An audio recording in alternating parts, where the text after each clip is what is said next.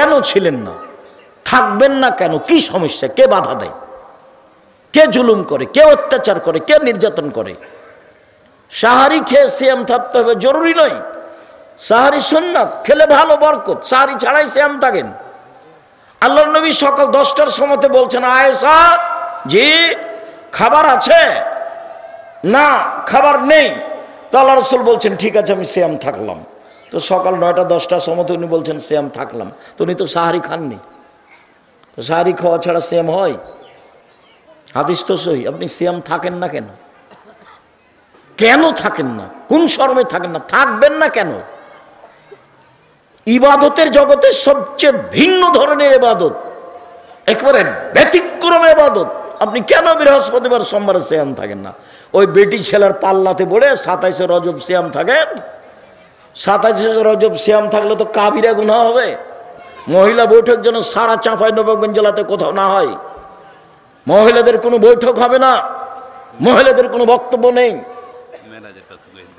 জি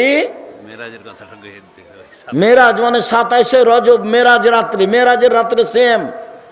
কে মহিলাকে বলেছে কথা? পৈতৃক সম্পত্তি ওর বাবার সম্পত্তি। মহিলা জিজ্ঞাসা করে না কেন কোথা থেকে আসলো? আর কোন নেতা বলেছে 27শে রজব সিয়াম থাকতে হবে মেরাজের রাত হিসাবে? ধর্ম কি তার বাবার নাকি? ফাইজলামি করে। আমি আজ থেকে 30 বছর থেকে বলছি, জাতির যদি রাস্তাঘাট করে দিতে না পারি, জাতির যদি স্কুল কলেজ করে দিতে না পারি, জাতিকে চূড়ান্ত সঠিক ধর্ম দিতে পারবো, চাঁপাইনবাবগঞ্জের মানুষ হিসেবে আমি অধিকার রাখি এই দেশের মুসলিম পুরুষ নারীর সাথে ধর্মের ব্যাপারে পরামর্শ করা। মুসলমান তো দূরের কথা, হিন্দুর সাথে অধিকার রাখে আমি পরামর্শ করা। জাতির যদি রাস্তাঘাট করে দিতে না পারি, জাতির যদি স্কুল কলেজ করে দিতে না পারি, জাতিকে চূড়ান্ত সঠিক ধর্ম দিতে পারবো ইনশাআল্লাহ। ধর্মের ব্যাপারে জাতিকে ফাঁকি দিয়ে পরকাল হারাতে রাজি নই।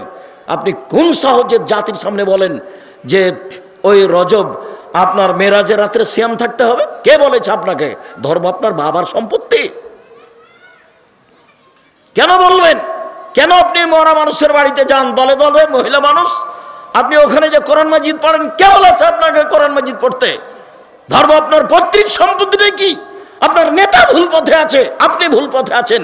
মহিলা মানুষ, শরম হয় না কেন? আপনার স্বামী আপনাকে যেতে দেয় কেন? কয় পয়সা পড়েছেন? কি জানেন আপনি? আপনার নেতা কি জানে? কি জানেন আপনি? আপনার নেতা কি জানে? ধর্মের ব্যক্তিগত ব্যাপার নাকি? আপনি যা বলেন তার শতকরা 60%, 70% মিথ্যা আছে। বোরখা পরে, মোজা পরে আপনি ধর্ম দেখাবেন না। আর এই বিকৃত ধর্ম আমরা দেখতে আসিনি। আমরা চাঁপাইনবাবগঞ্জের মানুষ। আপনার হিসাব থাকা দরকার, আপনার লজ্জা থাকা দরকার, আপনার শরম থাকা দরকার। ধর্ম এইভাবে বিক্রি করতে যায়েন না আপনি। আপনার স্বামী নেই, আপনার ভাই নেই, আপনাকে নিষেধ করে না? আয়েশা রাদিয়াল্লাহু তাআলা স্বামীর বাড়ি থেকে কোথায় দাওয়াত দিতে গেছিলেন? কোন জেলায় গেছিলেন? আয়েশার চেয়ে বেশি আপনি দামি। আয়েশার চেয়ে ধর্মের উপর আপনার বেশি ব্যথা। ধর্ম দেখাচ্ছেন আপনি। আয়েশা কোথায় গেলেন? স্বামী মরে যাওয়ার পরে 36 বছর যাবত আয়েশা বাড়িতে ছিলেন। এক দুদিন নয়, 36 বছর ধর্মের ব্যথায় তিনি কোথায় দাওয়াত দিতে গেছেন? কে আপনাকে এটা শিখালো? মিথ্যা ধর্ম দিনরাত প্রচার করেন বুবু বুবু বলে। ধর্ম এটা নয়, ভুল হিসাব। সম্মানিত দিনী ভাই বোন, বলছিলাম সিয়াম থাকেন। শাবান 1 থেকে 15 দিন একটানা সিয়াম থাকেন। জুলহিজ্জার একটানা 1 থেকে 9 দিন পর্যন্ত সিয়াম থাকেন। শাওয়ালের 6টা সিয়াম থাকেন। ভবিষ্যতে বলবেন না কোনোদিন যে বুবু হাইজের কারণে রোজা যেগুলো ছুটে গেছে বুবু সেগুলো আগে করিও, রজবের গুলো পরে করিও।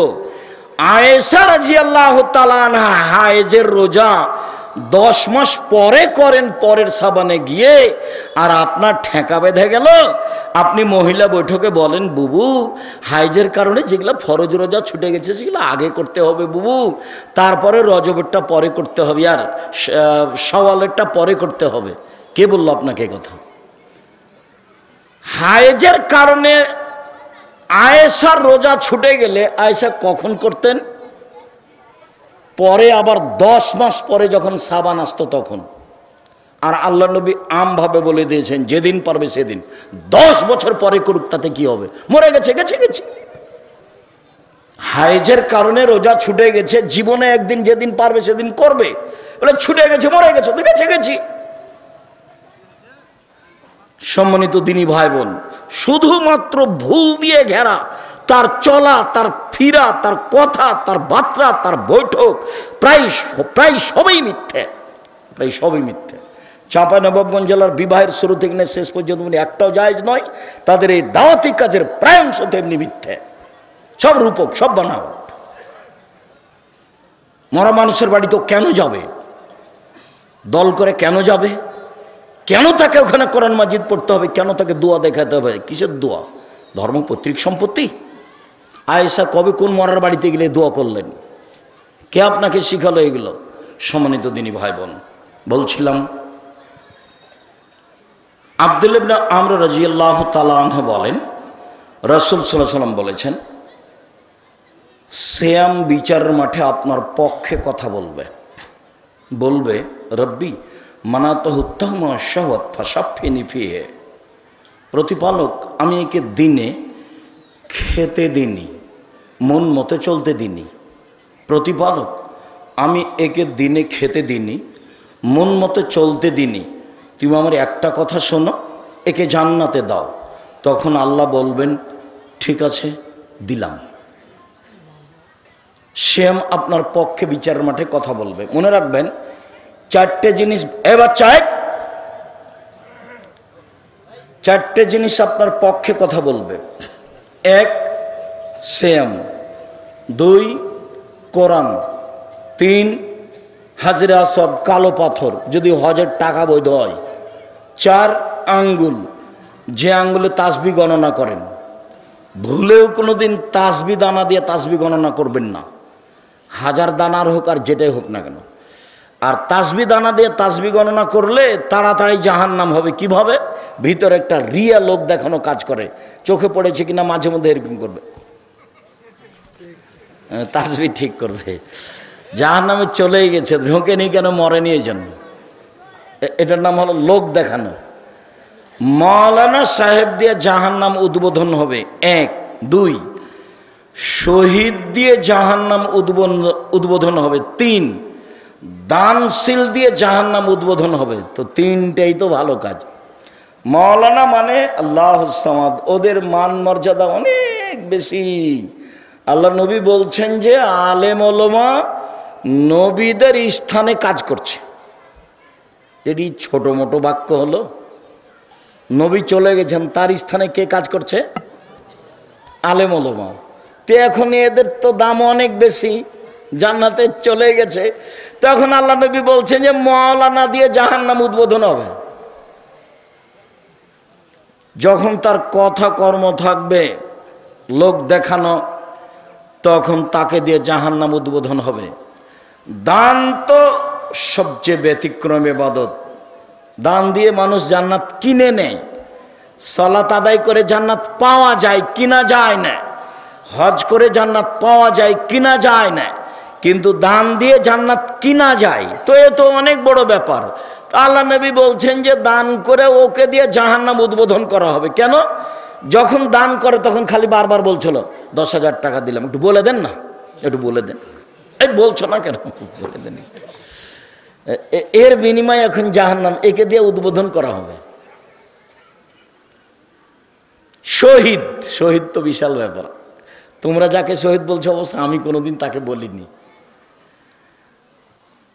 যারা একেবারে খাঁটি আল্লাহর রাস্তায় জেহাদ করছে, ওদের ভিতরে যদি কোনো সময় একটু লোক দেখানো থাকে, তাহলে বিনিময় জাহান্নাম উদ্বোধন হবে ওকে দিয়ে। 3 শ্রেণীর মানুষদের জাহান্নাম উদ্বোধন হবে। তারা সবাই বড় বড়। 1, মাওলানা। 2, দানশীল। 3, শহীদ। তাহলে তাসবিহ এগুলি কি হবে ফলাফল?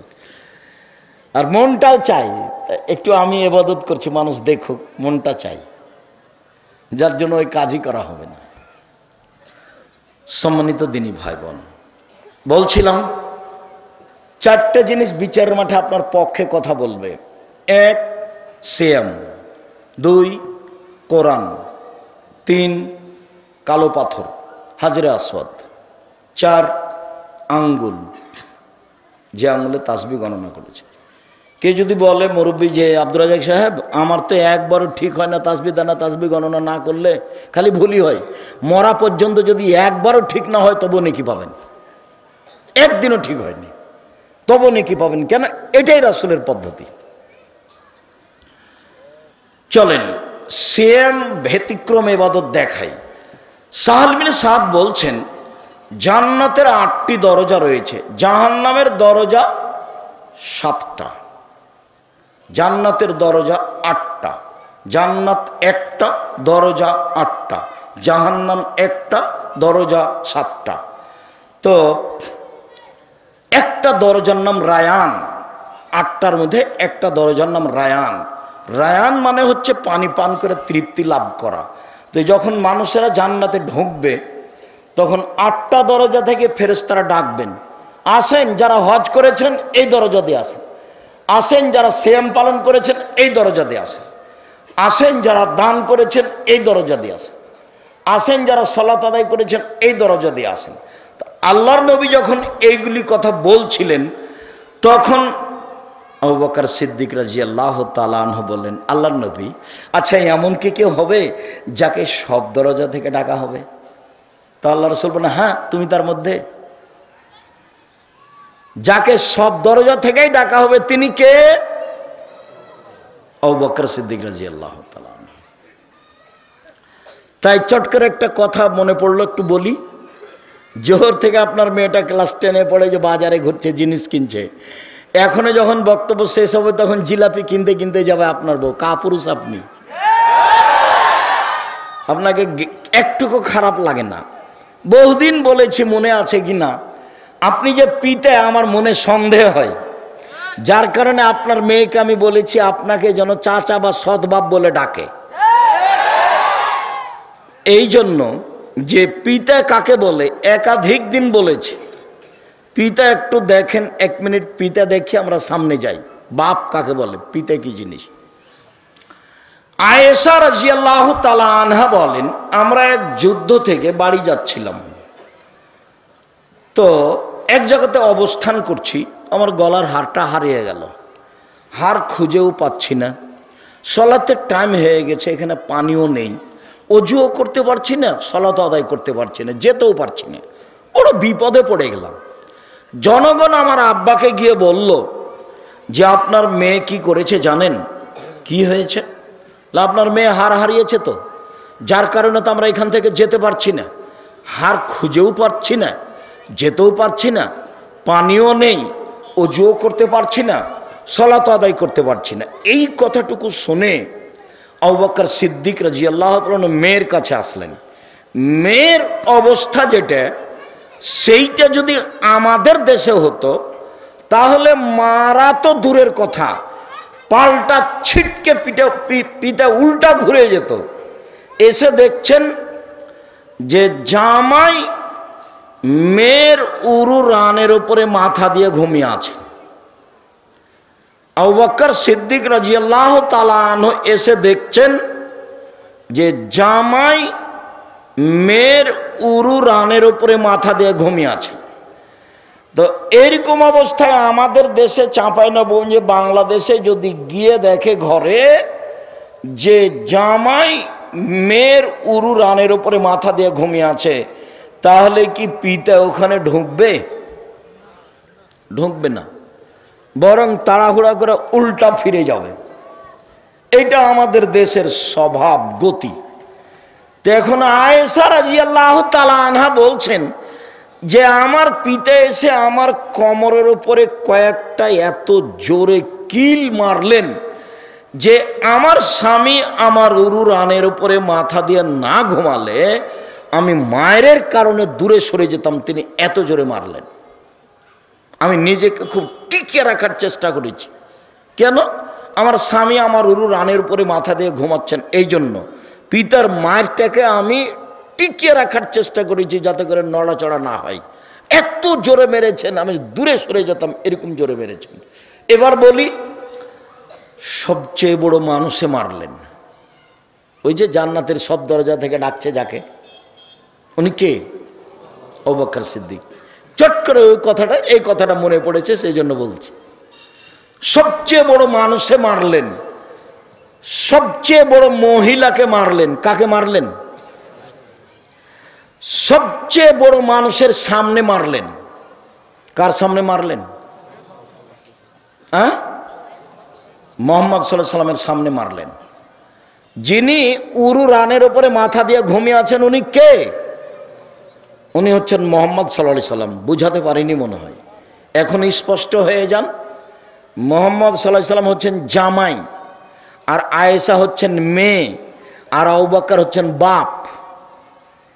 এইবার সবচেয়ে দামি মানুষে মারলেন, সবচেয়ে দামি মহিলাকে মারলেন, সবচেয়ে দামি মানুষের সামনে মারলেন, পূর্ণ যুবতী মেয়েকে মারলেন, বিবাহদারী মেয়েকে মারলেন, জামাইয়ের সামনে মারলেন, খোলা মাঠে মারলেন, দিন দুপুরে মারলেন, হাত দিয়ে মারলেন। সবচেয়ে বড় মানুষে মারলেন, সবচেয়ে বড় মহিলাকে মারলেন, সবচেয়ে বড় মানুষের সামনে মারলেন, জামাইয়ের সামনে মারলেন, পূর্ণ যুবতী মেয়েকে মারলেন, বিবাহদারী মেয়েকে মারলেন, খোলা মাঠে মারলেন, প্রায় 1400 মানুষের সামনে মারলেন। এত বড় বাপে এত বড় বেটিকে এত বড় মানুষের সামনে মেরে দিলেন। আর আপনার মেয়েটা ক্লাস 10-এ পড়ে, লজ্জা করে না, ঢং ঢং করে হেঁটে বেড়ায়, আপনি তাকে একটা ধমকও দিতে পারেন না। আপনি আবার বাপ, আপনার মতো বাপ বেঁচে থাকার চেয়ে মরে যাওয়া ভালো। এতিম হিসেবে মেয়ে থাকবে, জামিয়া সালাফে লালন পালন করবে, ইনশাল্লাহ সমস্যা হবে না। 519 জন এতিম আছে ওখানে, আপনার মেয়েও থাকবে ওখানে ইনশাল্লাহ। আপনার মতো বাপের আমি কামনা করিনি। এই মেয়ে, তোমার বাপকে আগামীকাল থেকে সৎ বাপ বলে ডাকিও। এই মেয়ে শোনো, তোমার নখ বড় আছে নাকি? নখে যদি নেইল পালিশ থাকে, নখ বড় থাকে, তুমি যদি ভুরু পেন সুন্দর করে চিকন, ভুরু তুলে তুলে চিকন করে থাকো, স্কিন পায়জামা পরো, চুল যদি ছোট থাকে, তাহলে তোমার মাকে তুমি সৎমা বলে ডাকিও। তোমার এটা মা নয়, এটা সৎমা। এই ছেলে, সৎমা দেখনি? এই মেয়ে, এই খালেদা, কথা বলছো কেন? সৎমা দেখবা? এই যে দেখো, এ দেখো সৎমা দেখায়। 2টা মেয়ে বাচ্চা ওখানে ছিল, একটা সৎ মেয়ে, একটা নিজের মেয়ে। তো এইদিকে আসছে, তো নিজের মেয়েটা আগে আগে এসেছে। তো যেমনই পাশে এসেছে তেমন তাকে কোলে নিয়ে বলছে, আম্মু কি করছিলাম, আম্মু কি করছিলাম, এভাবে আদর করছে। এইবার একটু পরে সৎ মেয়েটা উঠে আসছে, যেমন কাছাকাছি এসেছে তখন মায় বলছে, এখানে আলি কেন? তোকে যে ওখানে বসে থাকতে বললাম, হ্যাঁ তো এখানে গেল, একটু থাপি তোর গাল ফাটিয়ে দেবো, যা ওখানে বসগা যা। এই হলো সৎ মেয়ে। তো তুমি তোমার মাকে বলো সৎমা, সৎমা বলে ডাকবা। তোমার মা তোমার সাথে অন্যায় আচরণ করেছে, এই জন্য তুমি তাকে সৎমা বলবে। তুমি তোমার সৎমা নয়, এটা তোমার নিজের মা, এটাই সত্য। যদি তোমার নখে নেইল পালিশ থাকে, নখ বড় থাকে, তাহলে তোমার নিজ মা নয়, এটা সৎমা, এটাও ঠিক। মা কাকে বলে তোমার মা বুঝতে পারেনি, যার কারণে তোমার এই অবস্থা। ছেলে দোকানে বসে আড্ডা পিটে রাত 12টায় যায়, তখনও সে মা? জি না। মা তো বলবে, এই কোথায় ছিলি রে, দাঁত ভেঙে দেবো। এশার সলাতের পরে বাড়ি এসে পৌঁছি, তার নাম মা? ও কি মাস্তান? মায়ের কাছে ও কিছুই না। ওকে তো কাল তো পেশাব করেছিল, পায়খানা করেছিল, কাপড়ে ওর মা ধুয়ে দিয়েছে। আজকে রাত 2টায় আসছে, মানে কেন আসছে, কোন সাহসে আসে? ওর মা ওটা সৎ মাই। ছেলে তোমার মাকে সৎমা বলে ডাকি, ওটা তোমার সৎমা। তুই খালা বলে ডাকিও, নাহলে তোমার অবস্থা এরকম হবে কেন? তুমি কোন সাহসে দোকানে বসে আড্ডা পিটো ঘন্টার ঘন্টা, এটা হয় কি করে? শুনুন, রাসূল সাল্লাল্লাহু আলাইহি সাল্লাম বললেন, সিয়াম পালনকারীর শেষ ব্যক্তি ঢুকে গেলে দরজা বন্ধ করা হবে, তখনও বাকি দরজা খোলা আছে। মানে হজ করার পরে সালাত আদায় করা দরজা দিয়ে ঢুকতে পাবে, সালাত আদায়কারী দানের দরজা দিয়ে ঢুকতে পাবে, কিন্তু সিয়াম পালন না করলে এই দরজা দিয়ে ঢোকা যাবে না। এটা ভিন্ন, এখনো বুঝাতে পারিনি। এই সিয়ামের জন্য একটা দরজা আছে, কোনো ইবাদত দিয়ে এইটা দিয়ে ঢুকতে পাবে না। সিয়াম পালনকারী শেষ ব্যক্তি ঢোকে গেলে এটা কি করে দেওয়া হবে? বন্ধ করে দেওয়া হবে। বাকিগুলো খোলা আছে এখনো। আমি কি এখন বুঝাতে পেরেছি সিয়াম ভিন্ন ধরনের ইবাদত?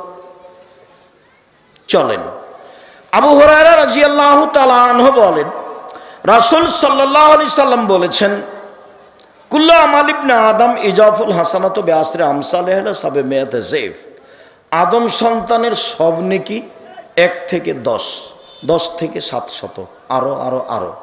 আদম সন্তানের সব নেকি, হজ হোক, সালাত হোক, কোরআন তেলাওয়াত হোক, দান হোক, সুবহানাল্লাহ হোক, যেটাই হোক না কেন, আদম সন্তানের নেকি 10, তারপরে 700, তারপরে আরো আরো বাড়তেই থাকে। তবে সিয়াম, আল্লাহ তাআলা বলেন, ফাইনুলি, সিয়াম আমার ব্যাপার, ওনা আজিজিবেহি, প্রতিদান আমি দিব।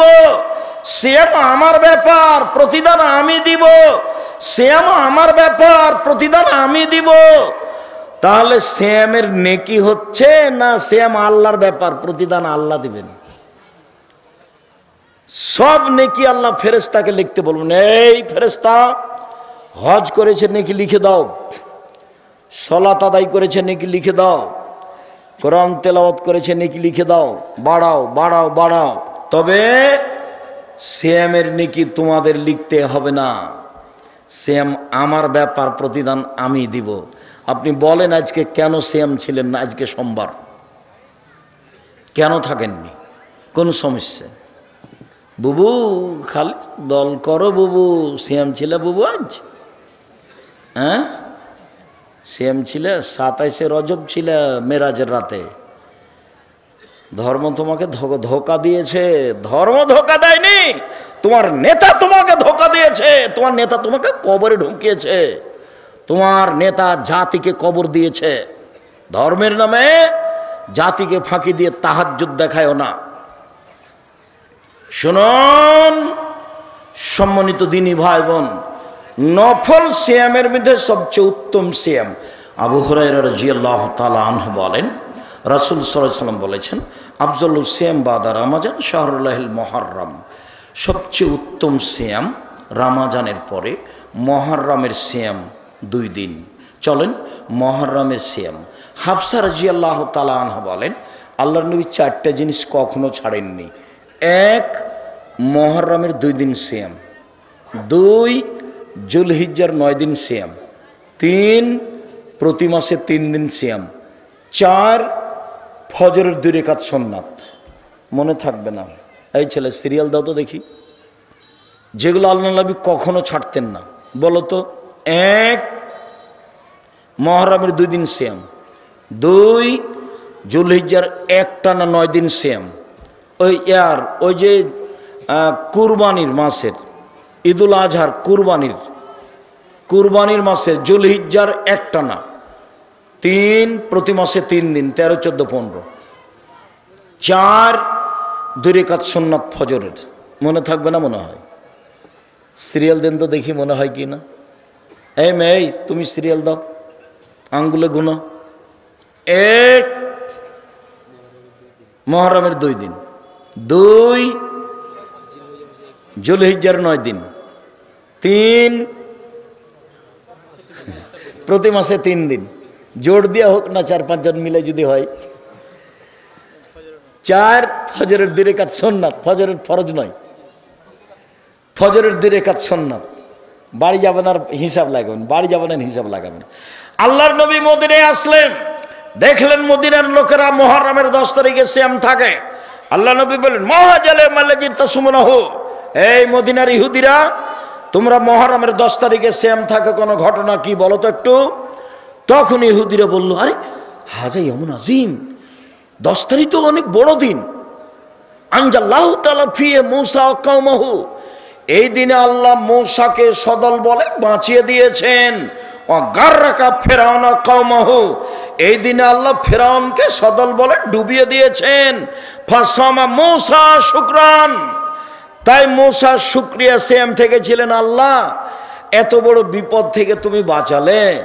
পৃথিবীর সবচেয়ে বড় স্বৈরাচারী শাসক যে আল্লাহ দাবি করেছে, তাকে তুমি কুলজুম সাগরে ডুবিয়ে দিলে, আমাকে বাঁচিয়ে দিলে, আমি কি দিয়ে শুকরিয়া আদায় করি? এই দিনে সিয়াম থাকলাম। তো মূসা এই দিনে সিয়াম থেকেছেন, আমরা ইহুদি এই জন্য সিয়াম থাকি। তখন আল্লাহ রাসূল বলছেন, শোনো শোনো শোনো, নাহনু আওলা ও আহাক্কু বে মূসা মিনকুম, মূসার সুন্নাত পালনের ব্যাপারে আমরাই বেশি হক রাখি, অতএব আমরাও সিয়াম থাকলাম। সাহাবীগণ তোমরাও সিয়াম থাকো, যেমন আল্লাহ নবী বলেছেন সাহাবীগণ তোমরাও সিয়াম থাকো, তেমনি সাহাবীগণ বলে উঠেছেন কেন? আপনার একটু হিসাব নিকাশ থাকা দরকার। বউ যখন বলবে যে আমরা ইসলামপুরে দাওয়াত দিতে যাব, মহিলা বৈঠকে, তখন আপনি বলবেন কেন যাবা তুমি? আমাকে আগে দেখো যে আয়েশা কোথায় গেছিল, তারপরে বলে এই সময়ে স্বামীর কথা মানতে হয় না, এটা দিনের কাজ। স্বামীর কথা মানতে হবে না, এটা দিনের কাজ। এই দেখেন, বলার সাথে সাথে সাহাবীগণ ধরে নিয়েছেন। আল্লাহ নবী যখন বললেন 10 তারিখে সিয়াম থাকবো, তোমরা সিয়াম থাকো, সাহাবীগণ বলছেন 10 তারিখে সিয়াম থাকবো না। ইহুদি খ্রিস্টান এই দিনে সিয়াম থাকে, আপনি দিন রাত বলেন তাদের বিরোধিতা করতে হবে। এই দিন তাদের বড় দিন, সিয়াম থাকবো মানে কি করে এই দিন সিয়াম থাকতে পারি? তখন আল্লাহ রাসূল বলছেন, শোনো, লাইন বাকাতা সানাতাল কাবেলাতা সুমান্নাত তাসিয়া, আমি যদি সামনে বছর বেঁচে থাকি তাহলে মুহররমের 9 তারিখও সিয়াম থাকবো। মনে রাখো পৃথিবীর মানুষ, 9 তারিখ হবে ইহুদি খ্রিস্টানের বিরোধিতা, আর 10 তারিখ হবে শুকরিয়া। বুঝা গেল না কথা? মুহররমের 10 তারিখে কেন সিয়াম থাকা হয় বলেন তো একটু? শুকরিয়া। কিসের শুকরিয়া? ফেরাউন ডুবে গেছে আর মূসা বেঁচে গেছেন, তো মূসা রেখেছিলেন, তা আমরাও রাখি, তো শুকরিয়া, আমাদের নবী বলে রাখতে হবে। তো সাহাবীগণ বেঁকে বসলেন। তখন আল্লাহ রাসূল বলছেন, থামো থামো থামো থামো, আমি যদি সামনে বছর বেঁচে থাকি তো 9 তারিখও থাকবো। তো 9 তারিখ হবে ওদের বিরোধিতা, আর 10 তারিখ হবে শুকরিয়া। মুহররমের 2 দিন সিয়াম। আবু হুরায়রা রাদিয়াল্লাহু তাআলা আনহু বলেন, রাসূল সাল্লাল্লাহু আলাইহি সাল্লাম বলেছেন, সিয়ামে আশুরা হাতাসুবাল্লাহে আইয়ুকাফিরা সানাতাল্লাতি কাবলাহু,